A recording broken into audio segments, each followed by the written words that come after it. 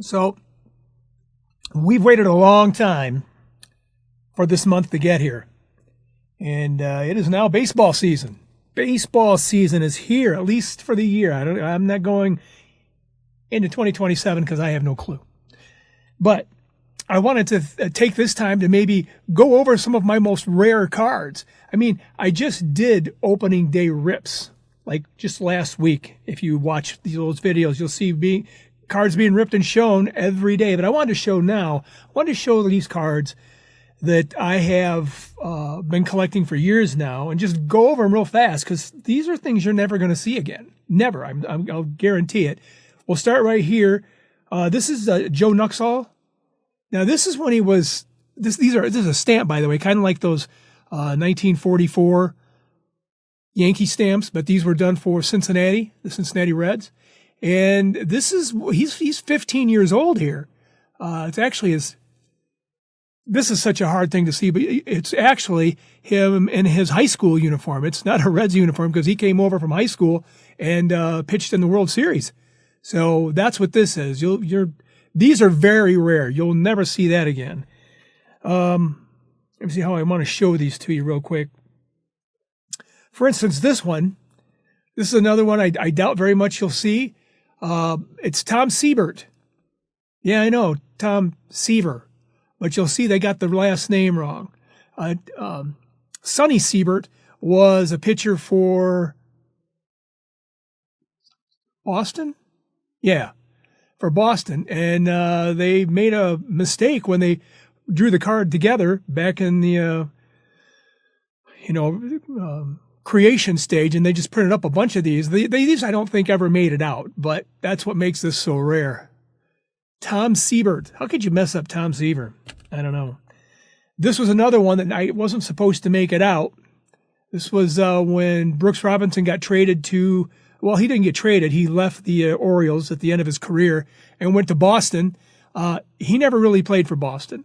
This is just him in a uniform at spring training, and they made it. They made the card. They put it in some packs, and they withdrew it, and he never really played for Boston. So that's what makes that really valuable.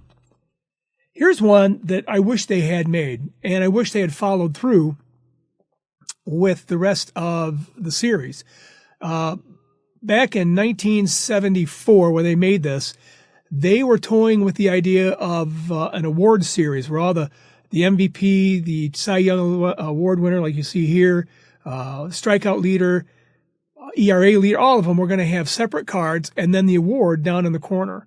And I just thought this was a great looking card. Wouldn't you? I'm not sure who the MVP was in 74, but it could have been somebody like Jeff Burroughs or something. But, wouldn't it be great to have cards now like that? That's why this one is so rare, because they didn't make this for everybody. This was just a mock-up, and I kind of collect these things. These are the neat cards. Last one is the one that's the most expensive, kind of like a mock-up, but they actually did make these. And if you search around, you probably could find them.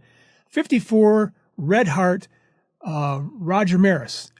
What happened was the people at the card manufacturing company, whoever it was, were told by the Major League Baseball not to include a bunch of Yankees and make them even to the rest of the people that were in the set, the teams, not the people, but the teams.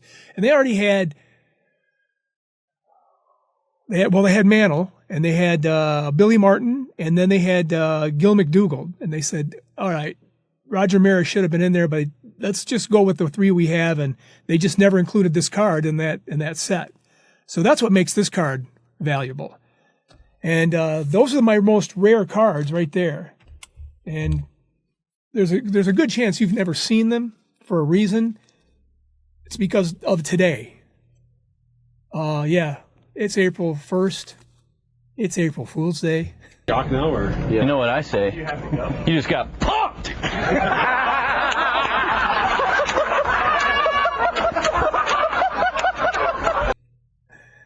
They never made the little stamp card. Never happened. Sonny Siebert, he retired in 1975. He wouldn't have been around in 78 to make the mistake with. Brooks Robinson played his entire career with Baltimore. You know that. Here's one that was really kind of funny is Nolan Ryan never won the Cy Young Award. So, and then this card is a 1954 card. The reason he wouldn't be included in that set is because he was a rookie in 58, 4 years later. So that's why he didn't exist. Did I get you? Since you're a good sport with that, I want to show you a real selection of some of my latest pickups and cards. Some of them not really the latest. I've had 2 of these for about 2 months, and they were actually part of my hobby hunt. So, just so you'll see, we'll get those last. Plus, I have a card in here, and I made a joke about the first things I just showed you, but this card here is one of the coolest cards I have seen in probably 30, 40 years. And it's new. Well, new-ish. So we're going to show you that too. Some of this stuff is just odd, like me. So let's get right into that first. I'm going to show you these cards. These are some of my latest pickups. I got them really cheap, and you'll know why. That is Jeff Reardon. Does that look familiar? What about this Tim Raines card? Yeah, these don't look like the cards from that set, do they? That's Dale Murphy. And then this is Cal Ripken. These are cards that are in the box bottoms. You know, when you bought a box back in these years, I don't know, 87 and I guess 81 and the rest of them, they had box bottoms that you could cut out and create cards. These were carefully cut and beautifully, beautifully saved from just being miscut and thrown away. A lot of people don't collect them, but these are, for lack of a better word, rare. That doesn't equate with valuable. They're just not as plentiful as the cards from these years. And if you've got somebody that's collecting the player run, these are kind of cards they want. They're just different. And when I see them and cut well, I pick them up. They're very cheap. In fact, every one of these cards except for this one was $3. The rest of these, just $1. And look, they're pretty cool. Yeah, they're real. I'm not fooling you this time. Okay, a couple other cards I picked up. This wasn't a lot. I do like O-Pee-Chee cards. I've been collecting them actually since about 83. I got a couple of sets. These were together in a set. Or excuse me, we're together in a lot. And I mean, they were the same year.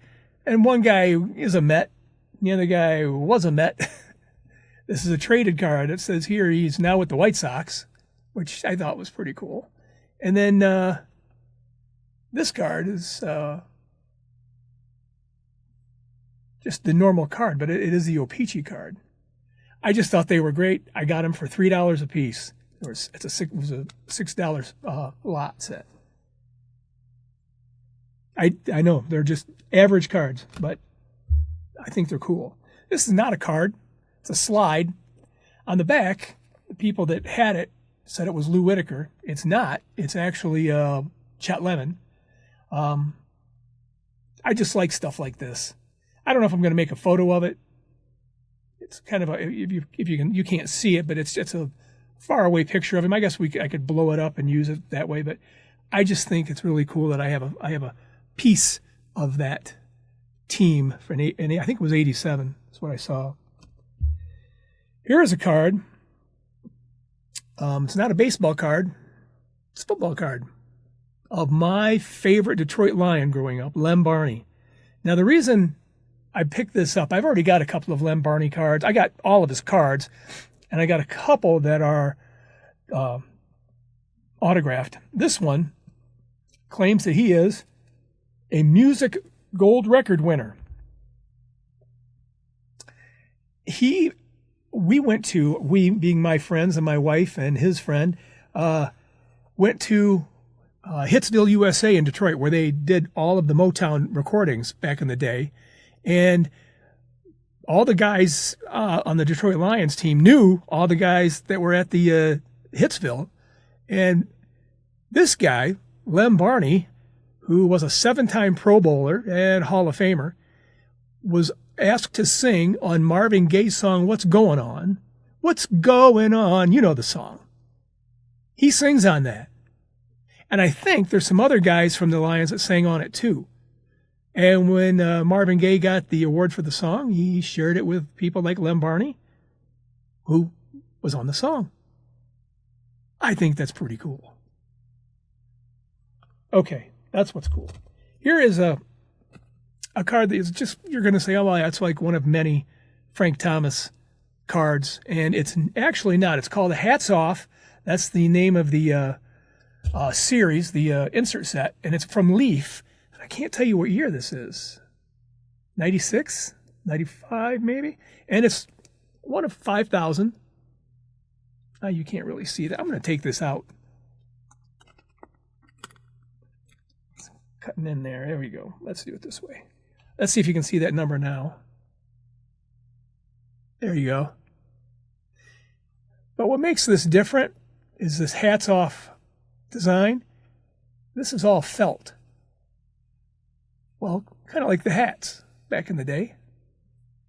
And if you're of a certain age, like me, there were certain coloring books back in the 70s and 60s that on the cover of the coloring books, they had this kind of felt on certain things like shirts and hats and stuff like that.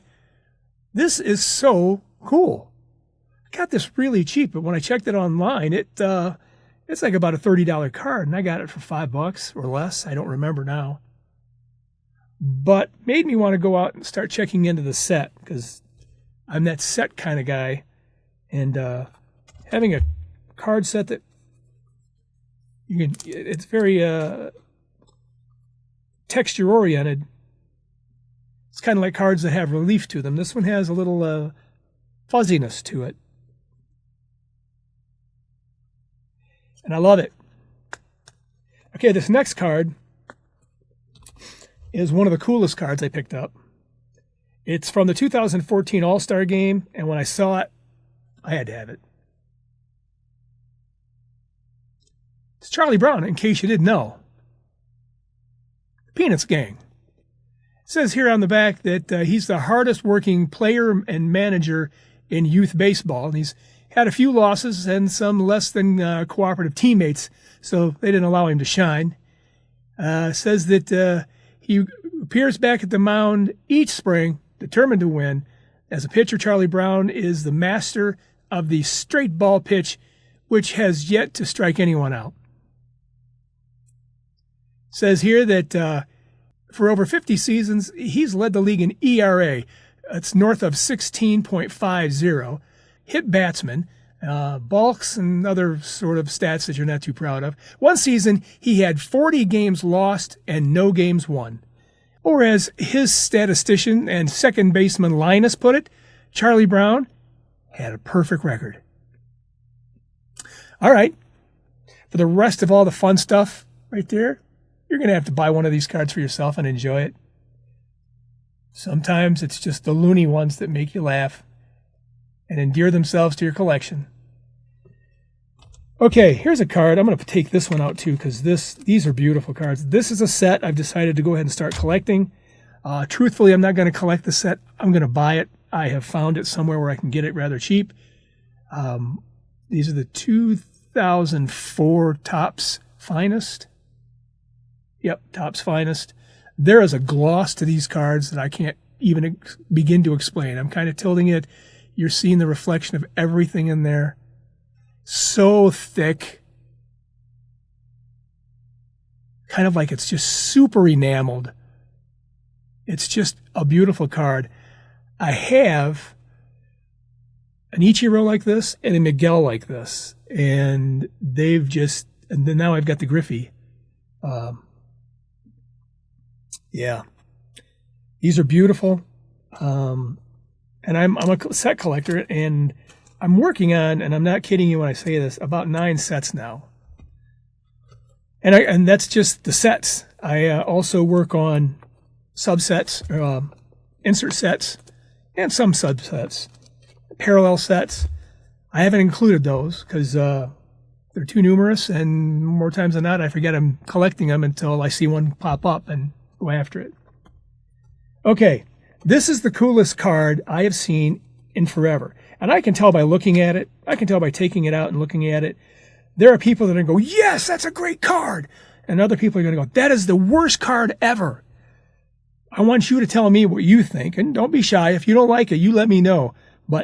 And I love it. I love the card. I've never seen it before until like, I don't know, a month ago or so when I bought it. In fact, a lot of these cards you've seen, all of these cards, I guess, I purchased within the last 6 weeks, 2 months. I've cut down on my buying, so I'm kind of being selective. Have you seen that card? Vladimir Guerrero? Look at that. Oh, yeah, it's a post shot. That's what's going to irritate some people, but that is the coolest thing I've ever seen. Absolutely beautiful. I've got a series that I've been working on. I've been doing the research of card sets and subsets and that sort of thing that are highlighting photographers of the game. That's a real thing. And I wonder who the guy was who thought of this and then put it on a card.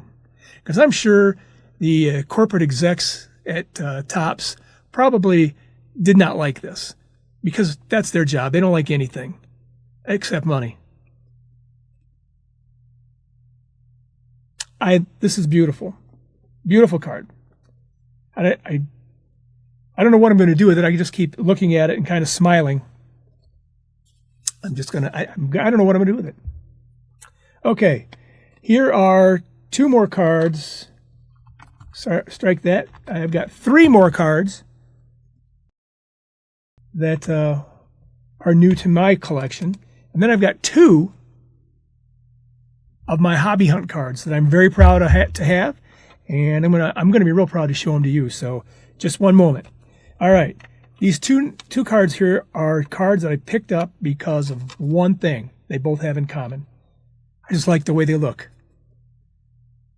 Yep, they're both great ball players in their own right. One's a Hall of Famer. The other one is on a Hall of Fame team and came from the Negro League, which makes him instantly cool. That's this one. It's Joe Black. I love this card. I have admired this card for years. And I just kind of loosely watch for it. And the reason why is the color.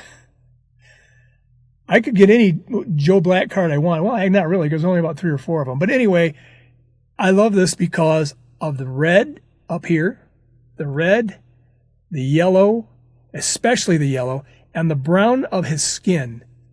This makes for a beautifully designed card.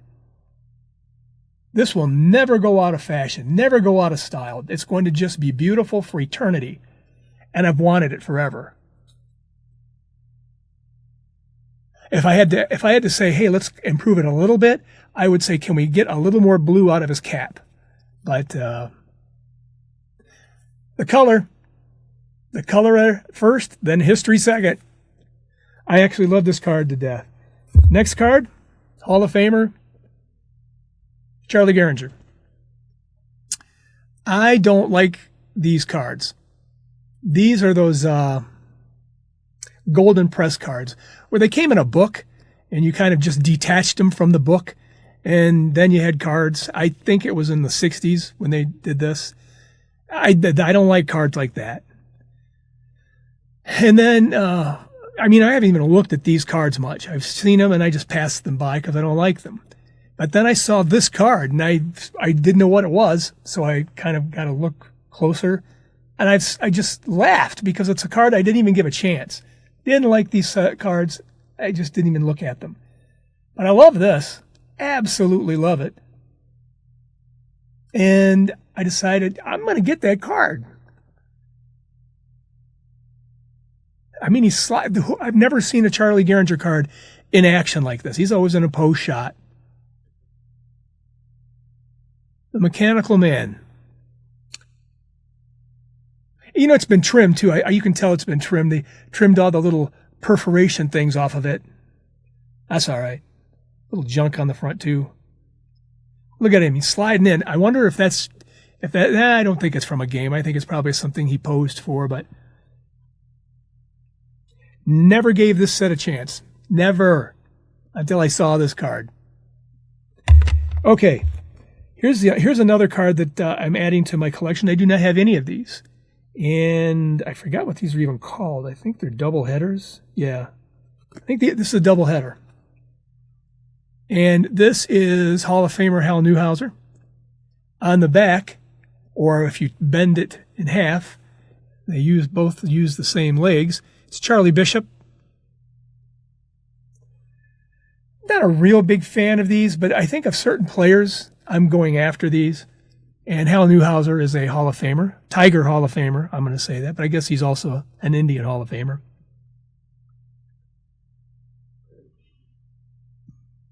I love these things. I'd love to see how these things were packaged. I'd like to see the wrapper. Did they come folded? Do you know? I don't know. Anyway, I love it. Okay, let's get down to the real reason, other than the prank that I pulled. In my hobby hunt, I wanted to buy a Hall of Fame Diamond Star, and I wanted it to be a big name. I already got one. I got Bill Dickey, but I also wanted this one. It came up. It was a decent price. I bought it. Al Simmons. You know what I like about this card? The colors. Just like Joe Black. Al Simmons is a great ball player. He's a Hall of Famer, for crying inside. Yeah, his boys were playing ball too after his retirement. But the red and the green background, just complementary colors. They're just appealing. It's an appealing thing to the eye. Then the cap there, kind of pushed back on his head. Playing. It just looks to me like he's maybe infield practice. He's just waiting. Or maybe outfield practice, I guess. He's a good hitter, good ball player, and a nice looking card. It's got a little back damage, but that's all right. I have yet another Hall of Famer Diamond Star. I think I got 4 now. But I wanted to collect another one of these this year, and so I took deadly aim at a couple of them, and I've got them now. So, this hobby hunt, off the list. The next one I need to take out of this plastic is rapidly becoming one of my favorite cards. When I was a kid, strike that. I wasn't a kid. I was a teenager, a late teenager. I saw these in a magazine, and I went, I've got to have one of those. I'm going to go buy one of those when I get a chance. Well, I started seeing them, and they were well outside of my budget as a kid, as a teenager. And then as I grew older, they increased in price, and I never was able to buy one, and I just thought I'd never be able to get one. I decided to put it at the top of my list this year. I saved a little money for it, and it became available before I had all the money saved. And I thought, I guess I'm going to pay half of it, more than half of it, with the money I had saved, and then I'm going to have to charge the rest. Not something I would advise, although I've got it paid off now. It's not a big deal, but that's not how you do things. You got to save the money, I guess. Are you ready to see it? Matty McIntyre. He's a Tiger player. Played with the team that Ty Cobb was on, and Sam Crawford. He was a teammate. Is this, you don't have to be a big fan of those baseball years. The dead ball, that sort of thing. But how can you not appreciate the sky? Looks like twilight. He's out there just posing for the shot. They took a picture of him, and then they took it back, and then they painted this portrait of him. The beautiful green lush grass of the infield or outfield. He's got his home or his away grays on,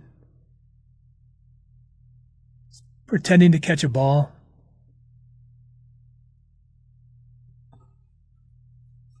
Never thought I would have one of these. Yeah, it's banged up. It's got some holes in it, some torn corners. I think this way now of these cards. That's the way they were born. They were born looking like this. There's never any of these that have been in with crisp corners and beautiful colors and no dirt on it or anything like that. These were all born looking like this. I know that's not true, but that's the way I feel. This is going to be on display here once I get this all straightened up. I've been setting it off to the side. Man, that's nice. I'll tell you what it did. It's made me want to get another one. I've seen two that I want. One of them is going to cost me way too much money.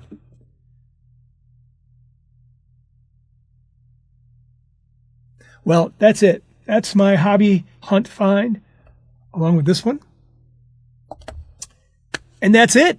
Hey, if I fooled you with the cards and you've taken it on the chin, I'm sorry. But it was fun creating them. It was fun throwing in the backstory. And it was fun showing them to you. Talk soon. Cardboard meditation helps set your mind right. Thank you for watching. Show us your appreciation by clicking the like and subscribe button. Ring the bell while you're at it so you'll know when we upload a new story.